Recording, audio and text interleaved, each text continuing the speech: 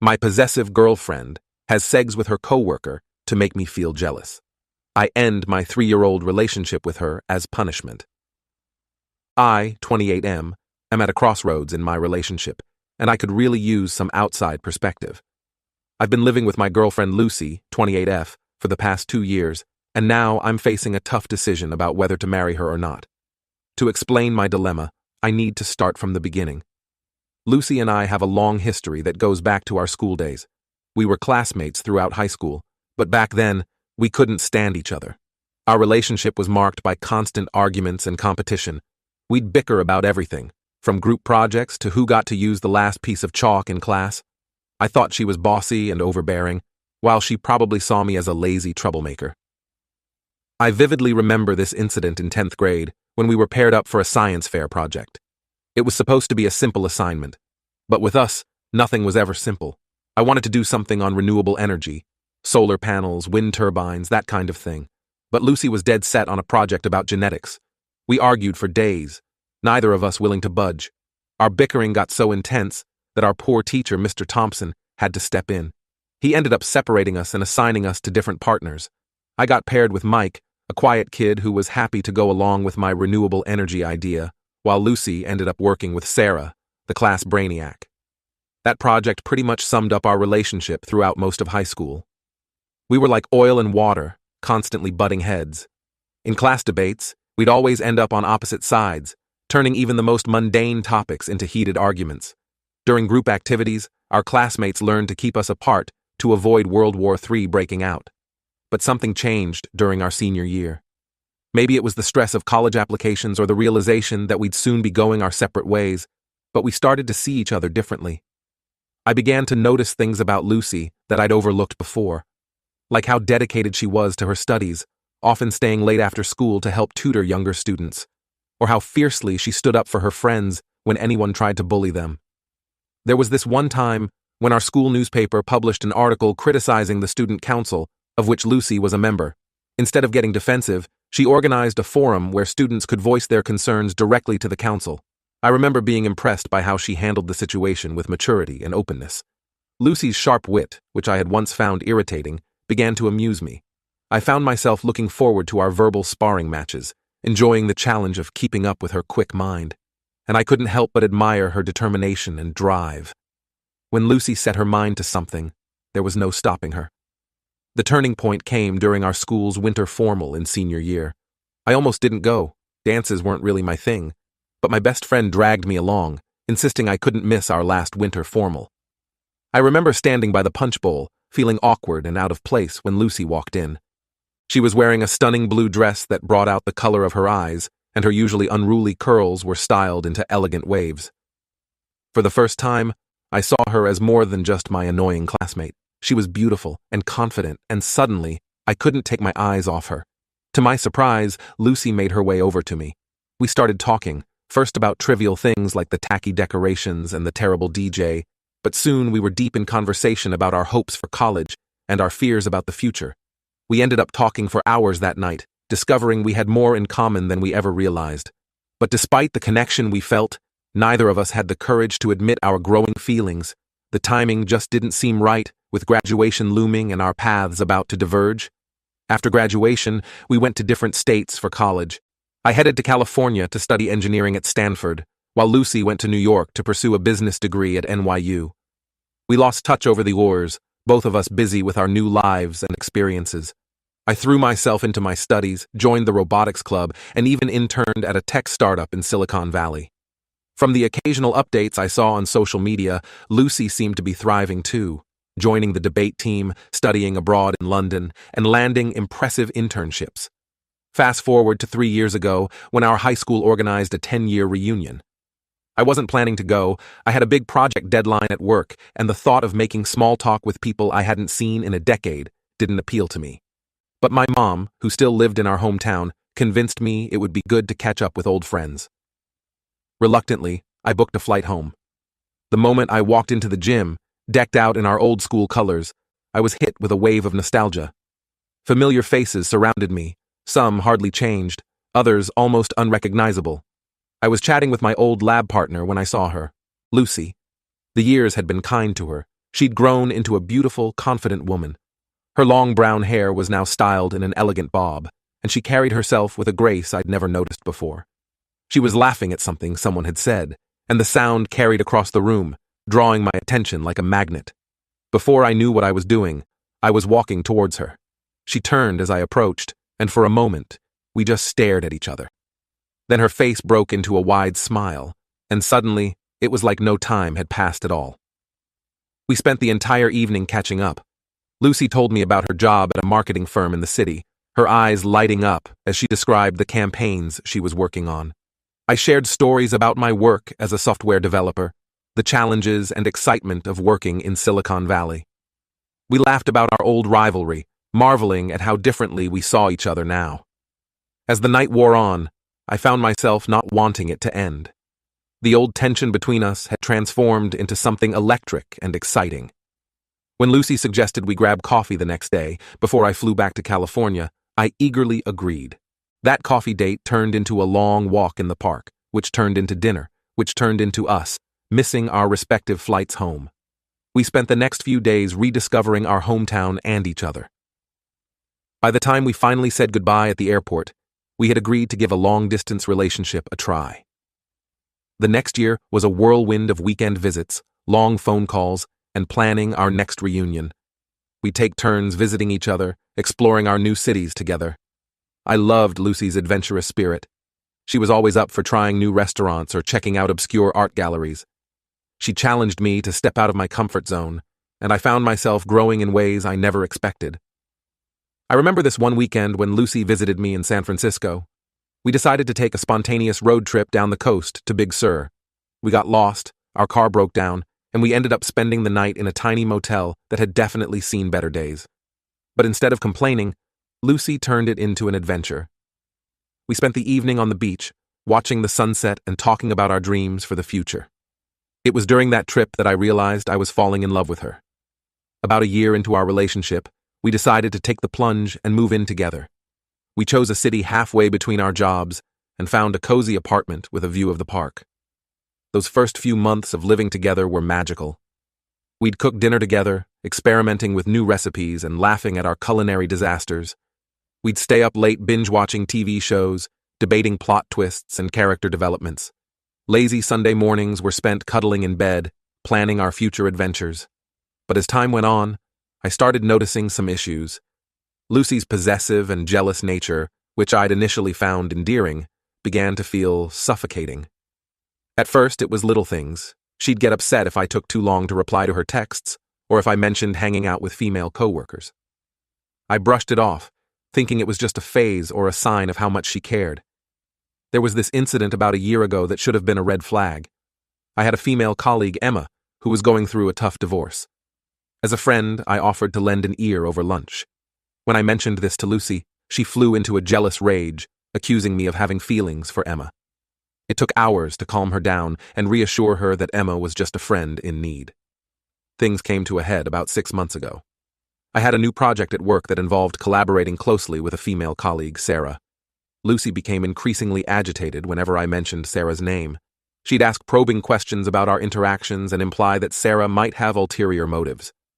One evening, I came home late after grabbing dinner with my team to celebrate a successful project launch. Lucy was waiting up, her face a storm of emotions. She accused me of cheating on her with Sarah, despite my protests that it was just a work event. We had a huge argument that night, with Lucy demanding to see my phone and emails to prove my innocence. I was shocked by her lack of trust and tried to have a calm discussion about her jealousy. But instead of addressing the issue, Lucy surprised me by saying we should get married. She argued that if we were married, she'd feel more secure and wouldn't worry so much about other women. This brings me to my current dilemma. I love Lucy. She's smart, funny, and we share so many great memories. But her jealousy and possessiveness have become a major issue in our relationship. I'm worried that if we get married, these problems will only intensify. I've tried to talk to her about it multiple times, but she either dismisses my concerns or turns it around on me, accusing me of not loving her enough. Last week, I suggested we try couples therapy to work on our communication and trust issues. Lucy took this as an insult, saying that if I really loved her, we wouldn't need therapy. I feel stuck between a rock and a hard place. On one hand, I can see a future with Lucy. I love the way her eyes crinkle when she laughs, how passionate she gets when discussing a book she's read, the way she always remembers to call my mom on her birthday. We've talked about our dreams of traveling the world together, maybe starting a family someday. On the other hand, I'm not sure I can handle a lifetime of constantly proving my fidelity and walking on eggshells around other women. I worry about what this could mean for my career. Would I have to pass up opportunities that involve working with female colleagues? What about my friendships with women? I don't want to live my life feeling guilty for every innocent interaction. I'm also concerned about how Lucy's jealousy might affect our future children if we decide to have them. I wouldn't want them to grow up thinking that this level of possessiveness is normal or healthy in a relationship. Part of me wonders if I'm overreacting. Is this level of jealousy normal? Am I being unfair to Lucy by not understanding her insecurities? But then I remember the look of distrust in her eyes when she demanded to see my phone, and I feel my stomach twist. I've thought about ending the relationship, but the idea of losing Lucy terrifies me. Despite our problems, she's been a huge part of my life for so long. The thought of not having her to share my day with, to laugh with, to dream with, it's almost unimaginable. But then I think about the future. If we're having these problems now, how much worse could they get after we're married? What if we have kids and Lucy's jealousy extends to them? What if I spend the rest of my life feeling distrusted and constrained? I could really use some outside perspective on this.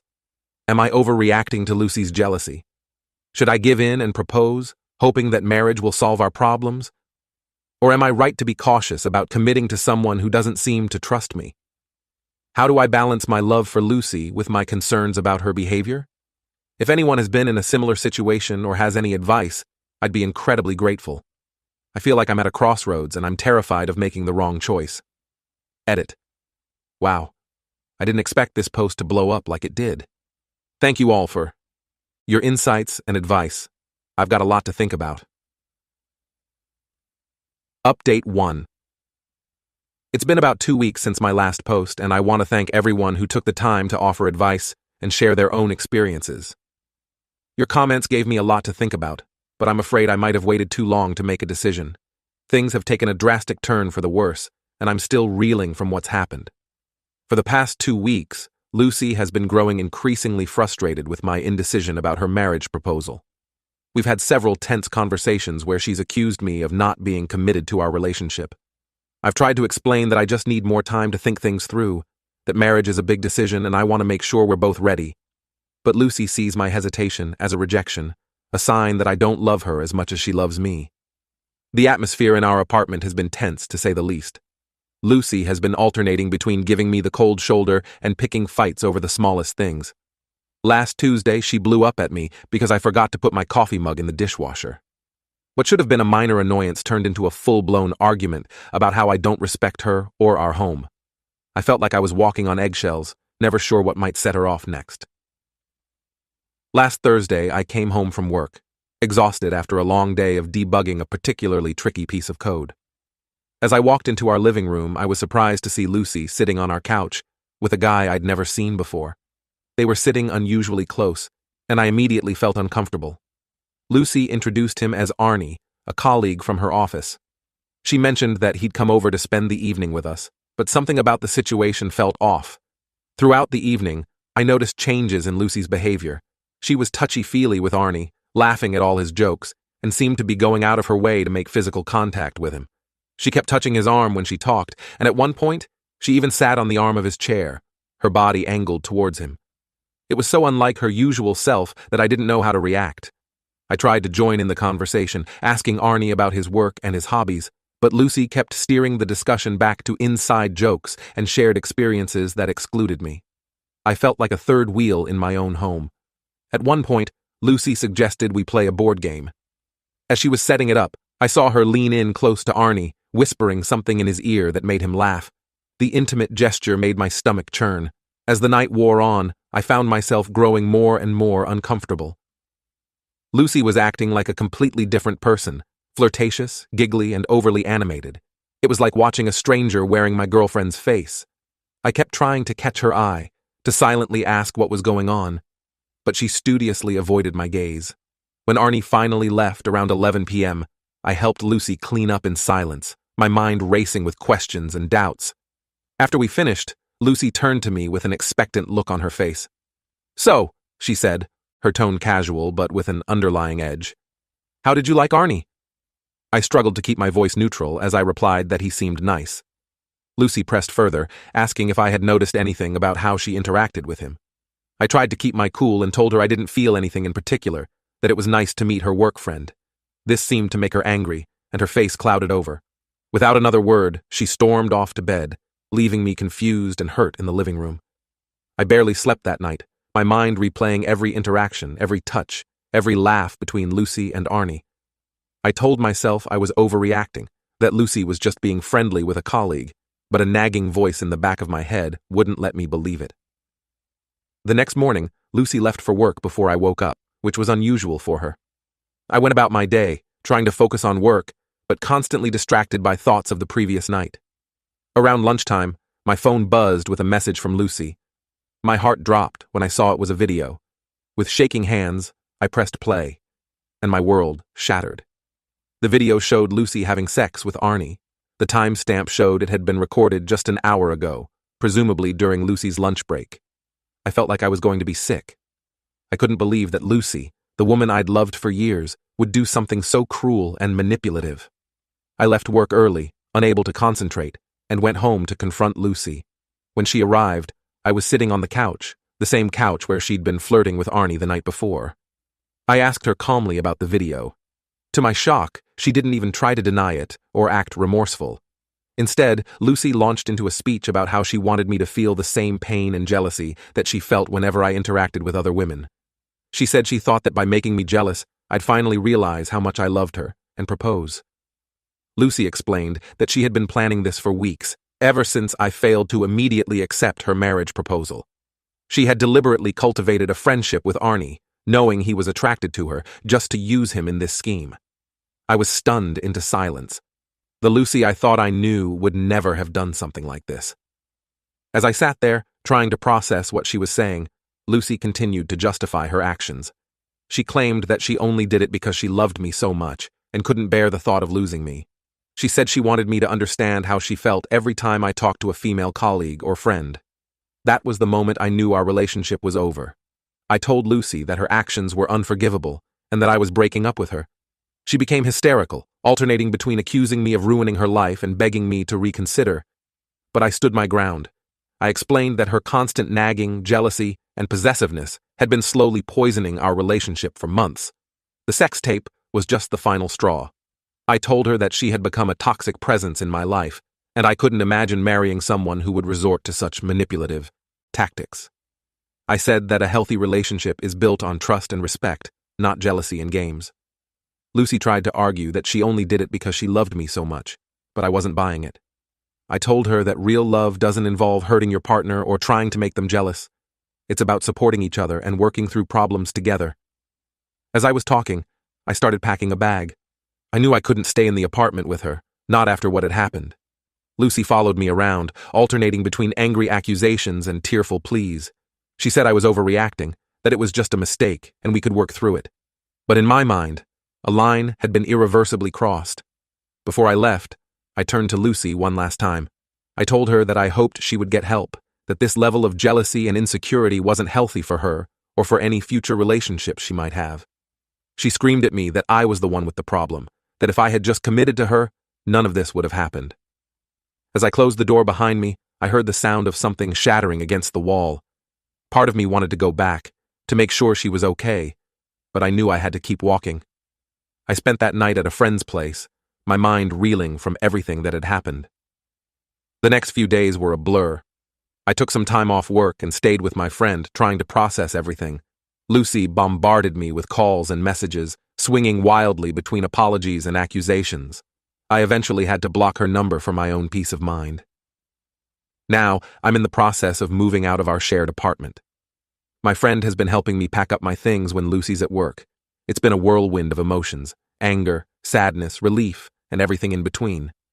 Part of me still loves the Lucy I knew in high school and during the early days of our relationship. But I know that person is gone, replaced by someone I can no longer trust or respect. As I pack up our shared belongings, I'm confronted with memories at every turn.